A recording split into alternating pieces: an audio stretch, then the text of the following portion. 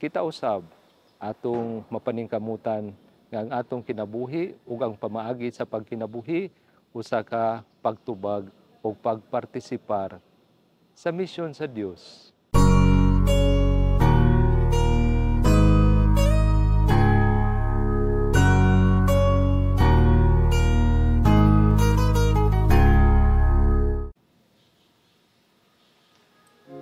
Mayong adlaw kanatong tanan mga kaigsuunan.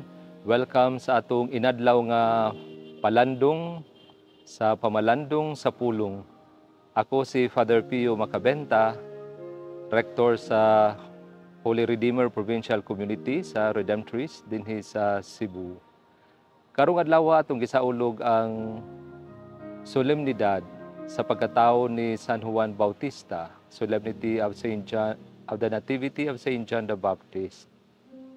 Kini nga fiesta o ang atong ebanghelyo karon pahinumdum sa presensya sa balaan nga presensya sa Ginoo diha sa pagpanamkon kang Saint John the Baptist kutob sa iyang pagkatao ug ilabi na nagapahinumdum sa iyang bililhon nga papel diha sa kasaysayan sa kaluwasan.